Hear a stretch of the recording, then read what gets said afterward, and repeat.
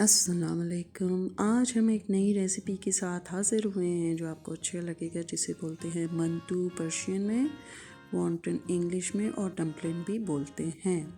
اس کے لیے ہمیں چاہیے قیمہ اور ہرا دھنیا، چنے کی دال، چاپ پیاز، دہی اور پٹیاں جو آپ عام سموسوں کے لیے یوز کر سکتے ہیں، وہ بھی آپ اس میں استعمال کر سکتے ہیں۔ اس کے علاوہ ٹومیٹو پیسٹ ہمیں چاہیے، اور مسالوں میں ہمیں نمک، کالی مرچ، سوکھا دھنیا، ہلدی اور لہسن چاہیے ہوگا۔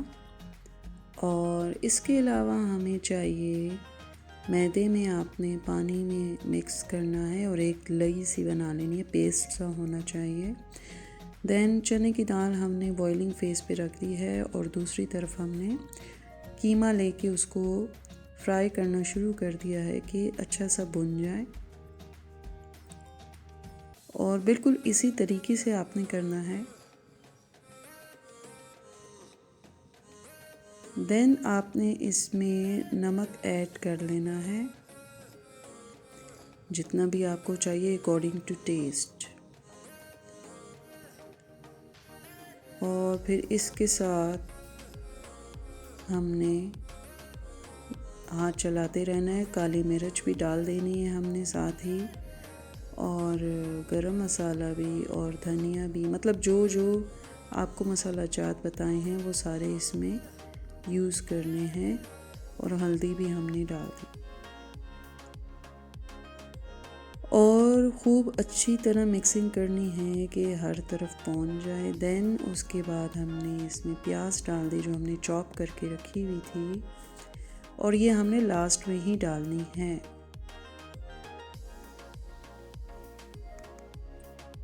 اور اب آخر میں ہم نے ہرا دھنیا بھی ڈال ہی دینا ہے۔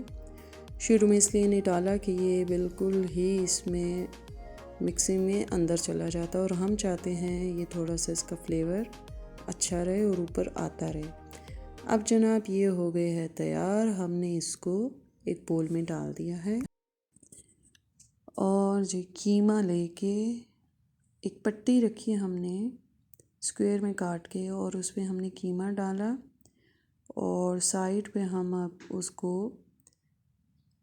لیپ کر رہے ہیں میدا اور پانی لے کے، جو ہم نے ایک لیکوڈ بنایا تھا، اور یہ اس لیے بنایا ہے کہ یہ پیسٹنگ کا کام کرے گا، اور اس کو ایزیلی ایک دوسرے کے ساتھ جوڑ کے رکھے گا، اچھے سے جڑے رہیں گے یہ ایک دوسرے کے ساتھ، اور کھلے گا نہیں یہ جو ابھی ہم ڈمپلنگ بنانے والے ہیں۔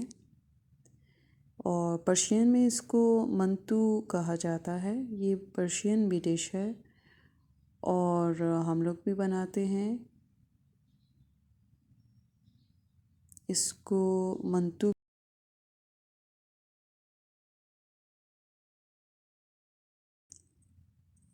اس کو خوب اچھے سے ہم نے جوڑ کے رکھنا ہے، کیونکہ اگر یہ کھل گیا تو سارا قیمہ جو ہے وہ باہر آ جائے گا، لہٰذا اس کو ہر کارنر سے بہت اچھے سے ہم نے اسٹک کرنا ہے۔